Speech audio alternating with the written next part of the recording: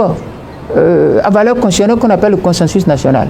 Alors que, madame, il y a eu 2 décisions de la Cour constitutionnelle qui ont enfermé toute révision dans le respect strict du consensus national, et au point où le consensus national a été élevé au rang de principe constitutionnel. Il ne peut pas le faire. Il n'a aucun droit pour le faire. Mais lorsque nous parlons même de la révision intervenue en 2019, madame, c'est une calamité. Bien sûr, je vais vous expliquer.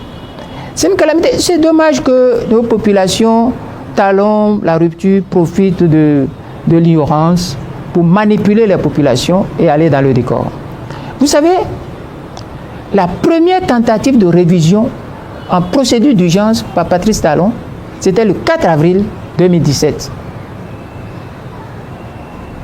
C'est pour ça que d'ailleurs, j'ai dû démissionner avant, parce que je ne suis pas un homme déloyal. Et c'était quoi le projet en ce moment-là? C'était d'introduire quoi dans la Constitution? N'allons même pas vers le projet, madame. Allons déjà sur la forme, parce que la forme vaut le contenu. La forme vaut le contenu. Réviser une constitution en procédure d'urgence est interdite. Réviser une constitution en marchant, en refusant le principe, le consensus national, principe à valeur constitutionnelle, c'est dangereux. Et enfin, réviser une constitution en mettant dedans des choses qui s'apparentent à l'exercice d'un pouvoir personnel, à des choses à la privatisation de la constitution, c'est pas sérieux. Comme quoi? Je vous donne un exemple. Le président de la République peut aller négocier des accords de prêt, donc engager le Bénin sans informer les députés. Et non seulement s'il n'informe pas le Parlement, il peut venir exécuter, et c'est après 90 jours qu'il informera.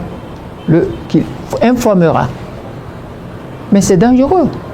Mais savez-vous ce que Patrice Talon a fait qui est encore grave? Il a échoué, parce que moi j'ai démissionné le 27 pour faire échec à sa révision. Et c'est un des actes majeurs, c'est une beauté de le faire. Je suis très fier. Madame, je vais vous expliquer. Non, ce n'est pas un échec pour moi. C'est une des plus belles victoires.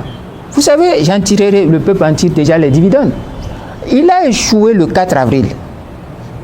Mais il ne s'attendait pas à cela. Avec Djogbenou, il pensait qu'il passerait dessus comme dans un champ de maïs. Mais non, on lui a mis échec.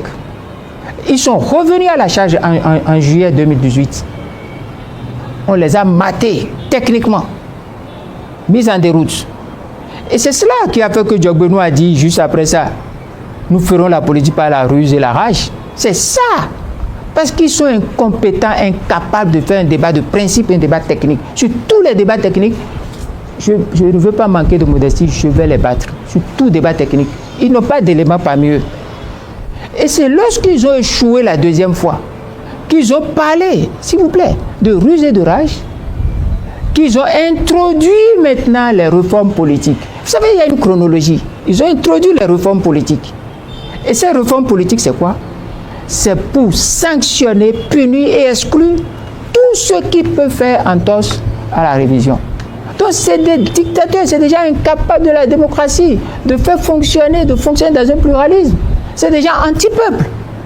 Puisqu'ils ont échoué 2 fois avec le BMP, en avril 2017, en juillet 2018, et il a fallu quoi? Nous étions en juillet 2018, ils ont échoué. Ils ont parlé de ruse et de rage. Mais quelle était leur ruse et rage? C'est d'introduire 2 lois. La loi portant charte des partis politiques et la loi portant code électoral. Dans la loi portant charte des partis politiques, ils ont mis des obstacles infranchissables. Vous vous souvenez? Moi, il y avait le représentant du parti au Parlement. Nous les avons déstabilisés. Ils ne peuvent pas. Avec l'article 56. Et à l'application du code, c'est-à-dire de la charte sur la nouvelle charte sur les partis politiques, ils ne peuvent pas appliquer la charte. Aucun d'eux n'était capable, ni UP ni BN n'était capable de le faire. Donc ils étaient KO debout. Et comme ils sont KO debout, ils ont inventé une tricherie grandeur nature, un coup d'État qu'ils appellent certificat de conformité. C'est ça la question. Et ce certificat de conformité, couplé avec le code électoral, ça aboutit à quoi? Ça aboutit à l'exclusion. L'exclusion punitive, c'était des codes punitifs, c'était des lois punitives. Je l'ai dit à Patrice Talon le 25 février quand on était avec la coalition de l'opposition, devant lui, je lui ai dit, mais vous faites des réformes pour punir. Il était incapable même de lire ce qu'il a écrit, ce qui est même dans la loi, qu'il a promulgué. Il est incapable, il ne connaissait même pas les articles. Je lui ai dit, mais écoutez, c'est tel article, article 16, article 59, ici. Et un autre député, à côté de moi, lui dit, mais lisez. Si vous voyez ce que vous êtes en train de lire là-dedans, moi je me lève, je pars. Il n'a pas été capable de lire. Qu'est-ce qu'il a dit? Oui, si moi j'étais à votre place, regardez, écoutez Talon, si moi j'étais à votre place et que je vais aller aux élections, de cette nuit, je vais tenir des congrès, je sais comment il va faire. Il nous demande d'aller tenir congrès la nuit. Nous sommes le 25 février. La clôture des dossiers au 26 février. Nous étions dans son bureau jusqu'à 19h, 20h. Ce monsieur nous dit d'aller faire congrès la nuit et de lui amener les papiers. Mais c'est quoi ça? Donc il est incapable. Il a échoué sur toute la ligne. Mais ceux qui n'ont pas cru et qui ont manifesté même des divergences, pas même des oppositions. Prenez Maître Adrien Moumbédji avec son PAD. Ce n'était pas une opposition. Nous étions une opposition. Mais Moumbédji, le PAD n'était pas une opposition, c'était simplement une divergence. Vous savez quelles étaient les difficultés du PAD, madame? Vous savez quand est-ce que le PAD a eu son récépissé? Fouillez. Vous allez voir 26 février. 26 février, c'était quelle date? C'est le jour de clôture de dépôt des dossiers.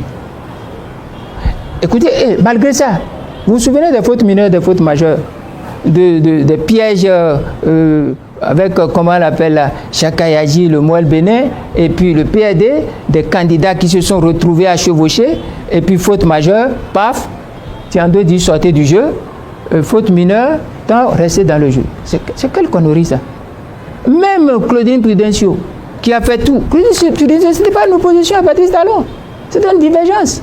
Mais vous, aujourd'hui, vous avez refusé de faire de l'opposition, vous êtes dans la résistance, c'est comme si vous faites la politique de la chaise vide. Est-ce que c'est la solution? J'ai un plaisir à écouter vos questions parce que, vous savez, lorsque Talon a fait ça, pour exclure les gens, il a abouti à quoi? Il a abouti à un parlement monocolore. 100% estampillé Patrice Talon.